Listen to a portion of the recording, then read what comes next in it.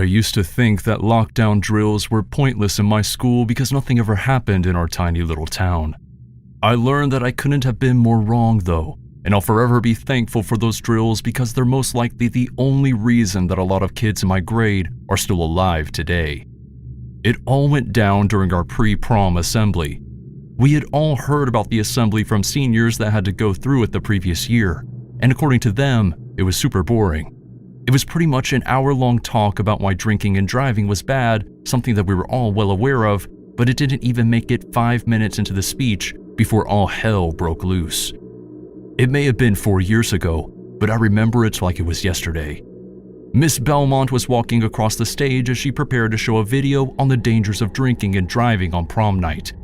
Everyone in the auditorium was quietly talking amongst themselves as they pretended to listen to her talk, but within a matter of a second, silence came over the entire room. Around 200 high school juniors fell silent as the sound of gunshots rang out from the hallway. The way our school was laid out, our auditorium was placed right inside the main entrance, and from the sound of things, the shooting was coming from near the greeter's desk right on the other side of the auditorium doors. 2 shots were fired, and everyone inside the auditorium quickly lowered themselves down into our seats as we listened in hopes that we had all misheard what was going on, but that clearly wasn't the case. Before anything else happened, I'll never forget how calm and collected Miss Belmont was as she spoke over the microphone and told all of us to follow our typical lockdown protocols. All of us turned our attention away from the auditorium doors and looked at the teachers up on the stage as they all gestured for us to slowly come out of our seats and make our way up the stairs next to the stage. Surprisingly enough, we all did our best to stay calm and followed the teacher's directions as we formed multiple lines leading up the stairs to the auditorium stage. The room was beginning to fill with quiet muttering as we all worried about what was going to happen to us, and I remember looking around to see if I could find any of my friends. We all slowly made our way onto the stage, and then one of the teachers walked us over to an emergency exit that was located right on the other side of the curtain. He began ushering people through the door, which was what we were all taught to do since the auditorium doors didn't lock properly. After exiting the door, we were supposed to make our way into the hallway between the auditorium and the music classrooms, and from there, we were supposed to go right into those classrooms and lock the doors as we waited. I was toward the front of the line, and I remember feeling the teacher pull me forward to keep the line moving as we began walking out into the hallway. However, I didn't make it 2 steps out of the door before the few of us that made it out all stopped. We were stunned to see the gunman had made his way around the auditorium and was now looking down the hallway that we're all standing in. We quickly turned around and began forcing our way back into the auditorium as we all yelled that the shooter was in the hallway. We could hear shots being fired as bullets hit the walls near where we had all been standing. Thankfully, we all managed to make it back into the auditorium, and the teacher quickly closed the door behind us. He grabbed a ladder that was right next to him and stuck one of its legs through the door handle and used the rest of the ladder to bar the door shut. It came just in time too, because as soon as it was secured, we could hear the man on the other side of the door trying to force it open.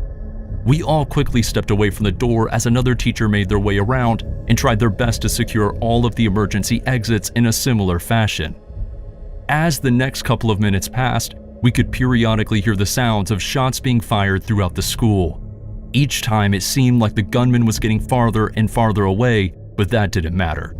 Every second that passed, we were all horrified that he would come back our way and try to get into the auditorium again. It took 9 minutes for the police to arrive, but when they finally got there, they cleared out the school and managed to take down the shooter without having to fire a single shot at him. The shooter turned out to be a substitute teacher, and although the 2 greeters along with the school security guard ended up getting shot, they all made full recoveries, and as far as I know, they still work at the school. That was hands down the most terrifying day of my life and the most memorable school assembly that I ever attended. It wasn't until my sophomore year of high school that I learned the importance of keeping at least one ear open when you're in public. And by that, I simply mean don't have both headphones on when you're out of the house. I learned this simply because I had both my soundproof headphones on during study hall one day, and I kept them on when I ran to the bathroom between classes. Well, it was during that time that the lockdown bell rang, and all of the students in the rest of the school were notified to get into the nearest classroom because there was an unknown adult on the premises. As I said, I had my headphones on and I couldn't hear anything, so when I walked out of the bathroom into a cleared out hallway, I just assumed that I missed the bell. I let out a sigh as I figured I was going to get in trouble for being late to class, and I started walking down the hall. As I made my way around a corner, I saw a man standing in the hallway looking around, and when he saw me, he immediately pointed in my direction. I thought that I was going to get in trouble, so I took my headphones off and immediately apologized and told the man that I was on my way to class. I just got held up in the bathroom. He told me that it didn't matter what my excuse was, and that he needed to escort me to class so he could talk to the teacher. I rolled my eyes and said all right as we both started walking toward my class. Right away, I started getting the weird feeling from this guy since he kept looking down at me but not saying anything. We made it to the base of the stairs that I normally took to get to my trigonometry class, which he would have known if he actually worked in the school. But instead of turning to go up the stairs, the man kept walking me down the hall that we were in. That was when I realized that, unlike the rest of the school staff, the man wasn't wearing any sort of school badge or name tag. My eyes widened as this stranger continued to guide me down the hallway, and I decided to ask him what class he taught. He responded by simply saying, "Don't question me." And then he placed his hand on the back of my neck and continued to walk me down the hall. As we made our way around a corner, I could see one of the entrances to the school and knew in my gut that this guy was trying to get me to leave the building. I knew that I didn't have much time, and all I could do was try to run. I started walking a bit fast to try to get ahead of him so his hand wasn't touching me anymore. And the second I felt the slightest bit of distance between us, I quickly spun to the right and sprinted right past him, back down the hall that we came from. I made it to the base of the staircase and started running up it as I heard the footsteps of the man chasing me. As I made it to the top of the stairs, I could hear him getting closer and closer. But thankfully, as I stepped out the staircase onto the second floor hallway, I saw two security guards who were looking for the intruder. I yelled to them that he was right behind me, and they immediately started running toward me. I turned around and saw the man as he made his way back down the stairs, and the school security guards pursued him. At that moment, I noticed one of the teachers across the hall from me gesturing for me to come into their classroom. So I did that as fast as I could and spent the rest of the lockdown waiting for them to tell us that the school was safe. My parents were called and I had to speak with the police after it was all over, and thankfully by the end of the day, they ended up arresting the guy after finding him trying to sneak through backyards in town. They believe he was trying to make it back to his house, which was also right in town. Ever since then, I will always pay attention to any announcement made when I'm out somewhere. For almost everyone, graduation is one of the best days of our lives, but I can think of an entire senior class of students that would disagree. You see, our school had this thing that we did for graduates called the graduation bonfire. It was an all-night event on the football field where the school would host a massive bonfire with music and food venues. It was the closest thing to a school fair that we had, and it was something that we looked forward to all year as seniors. That year, it was a particularly warm night, so a lot of us were hanging out near the water balloon station, just pegging each other with balloons and enjoying our last night at the high school. Everyone seemed to be having a really good time, and for a while, it sort of seemed like we weren't at a school event at all. It just seemed like the first day of summer vacation. That would all change pretty quickly though. After a while of running around and burning through our energy, my friends and I decided to grab something to eat from the barbecue station that one of the local farms set up for us. I had just made it about halfway between the water balloon station and the food tent when I heard the first gunshot. My eyes widened and you could almost feel the tension building in the air as silence came over the crowd. A silence that was broken by the sound of another gunshot, followed by a mass of screams. I turned to my friends who were all looking around, and I yelled to them that we had to get to the school as fast as we could. We started running through the field toward the side doors to the school that had been left open for students to use the bathrooms near the gym, and I noticed that a large group of our classmates were running toward the parking lot. That was when I realized that they had driven there that night and were lucky enough to get in their cars and leave. As for a lot of us, we relied on our parents to pick us up, so we had no choice but to run into the school. I made my way inside and quickly rushed up the stairs. I looked back at my friends and the students around us and yelled out that we needed to get as far away from the shooter as possible, so I suggested we get to the second floor of the school and try to find an unlocked classroom. We all rushed up the stairs as fast as we could, and by the time we made it to the second floor, it seemed as if our group had split in half, with some of the students deciding to take shelter in the first classroom they saw.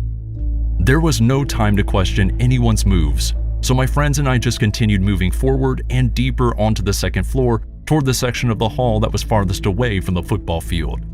Once we were there, we knew there was no time to calm down as we could hear the sound of gunshots getting closer and closer. It's unclear if they were in the school yet, but we knew that they were at least heading that way. As we reached the end of the hallway, I began looking around for an open classroom, but sadly we were having no luck. And the more and more doors that I tried, the more time passed the closer the shooter got.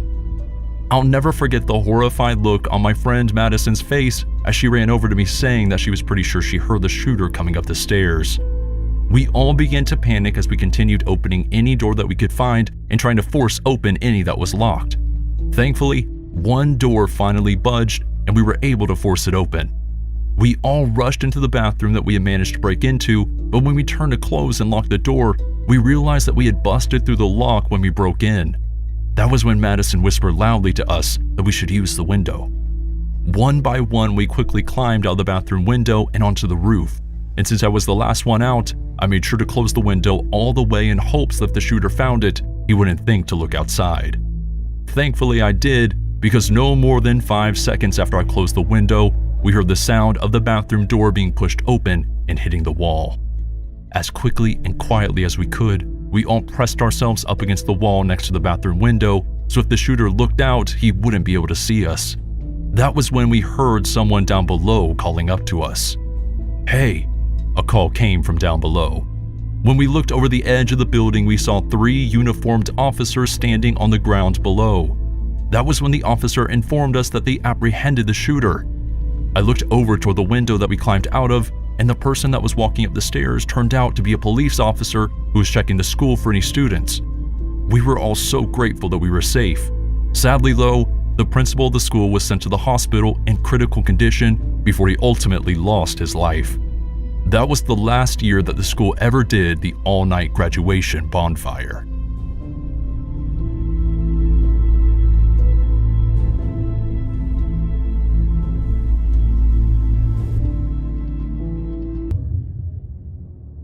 My 2 best friends and I decided to go camping in the woods to spend some time away from the outside world. We thought it would be a great adventure and a great chance to connect with nature as well as each other. But it didn't take long for things to take a turn for the worse. We had been hiking for hours, blindly following a trail that we thought would lead us to the perfect camping spot. However, somehow we got turned around and ended up lost in the middle of nowhere. We tried retracing our steps, but every path looked the same, so it was hard to remember all of the turns we had taken to get to where we currently were. We started to panic. We had no idea where we were or how to get back to civilization. We tried calling for help, but didn't have any luck since there was no cell service. We were completely alone and it was going to get dark soon. As the sun started to set, we realized that we needed to find shelter for the night. The original plan was to walk until we found some sort of large tree to sleep under, or maybe even a cave. Anything to keep us out of any rain that might happen. Oddly enough though, we ended up discovering something that at first we thought was our savior. We stumbled upon an old abandoned cabin and decided to take shelter there. It wasn't much, but it was better than being out in the open. We huddled together in the cabin, trying to stay warm and calm our nerves, although nothing could prepare us for the night that we were about to endure. As the night wore on, we started to hear strange noises outside. At first, we couldn't quite tell what it was, but then it became a lot clearer. It sounded like footsteps crunching on leaves. I tried to convince my friend that it was just an animal, but we couldn't shake the feeling that something was watching us from out there. As the night went on, the noises grew louder and more persistent. We tried to block them out by talking and telling each other stories, but it was no use. We were too scared to even move. Suddenly we heard a loud banging on the door of the cabin, and we froze. At that point, I was too scared to even breathe. Remaining quiet didn't help though, and the banging continued. After a minute of not responding, we could hear someone or something trying to force their way inside. That was when we sprang into action out of fear. We figured if it was a person or the owner of the cabin, they would have said something. And because we thought we were in danger, my friend and I tried to barricade the door with whatever we could find. Sadly, it was no use. The door burst open, and we were face to face with our worst nightmare. There was a man standing in the doorway, holding some sort of stick in his hand. Through the darkness, we couldn't see much, but it looked like he was wearing a tattered shirt and dirty jeans, and he had a crazed look in his eyes. He lunged at us, swinging his stick wildly. We tried to run, but we were trapped. The man took another lunge forward, this time bringing him squarely into the middle of the tiny cabin. That was when we took the chance and managed to get around him and ran back into the woods, not knowing where we were going. All I knew is that we just needed to get away from him. We could hear him chasing us, his footsteps pounding on the ground behind us. We ran for what felt like hours until we couldn't run anymore. We collapsed on the ground, panting and gasping for air. We were lost in the middle of nowhere, and we didn't know if we were still being chased by that madman. Eventually, we decided to keep moving, hoping that we could find our way out of the woods. As the sun started to rise, we finally stumbled upon a road. We flagged down a passing car and told them everything that had happened. The police were called, and they searched the woods for the man with the machete, but he was never found. We made it out of the woods alive, but we were never the same again. The experience changed us, and we never forgot the terror of being lost in the middle of nowhere with no way to escape.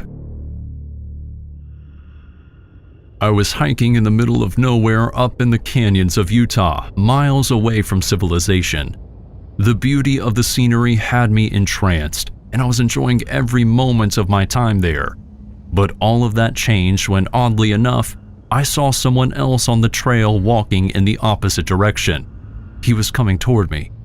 At first, I thought it was just a hiker like me, but as they got closer, I could see that they were not there to enjoy the scenery. In their hand, I could see a long metal object, and as they got closer, I could tell clear as day that it was a blade of sorts. I didn't feel safe passing that person, so I ended up turning around and walking the other way. As I continued walking, I looked back over my shoulder and saw that they were now looking right at me, and it sort of felt like they were following me, and I knew that I had to get away. I had no idea who this person was or what they wanted from me. All I knew was that I had to get as far away as possible. I started running as fast as I could, and it felt like my heart was going to pound right out of my chest. As I was running, I took a second to look back over my shoulder, hoping that I misread the situation. However, I could tell that I was in trouble. The person with the machete was hot on my heels, and I could hear their footsteps behind me getting closer and closer. I didn't know how long I could keep up this pace, but I had to try. I looked back and saw that the person was getting closer. I could see the glint of the machete in the sunlight, and it sent shivers down my spine. I had to think of something, and fast. I saw a narrow path to my left that led into a rocky ravine. It wasn't much of a trail, but it was my only chance. I veered left and started scrambling down the path. It sounded like the person with the machete hesitated for a moment as if they weren't sure whether to follow me. But then they started down the path after me. I could hear their footsteps getting closer, and I knew that I had to move faster. I could feel the rocks scraping against my skin as I slid down the ravine, but I didn't care. All I wanted was to get away from that person. I finally reached the bottom of the ravine and kept running. I didn't look back, but I could hear the person with the machete following me.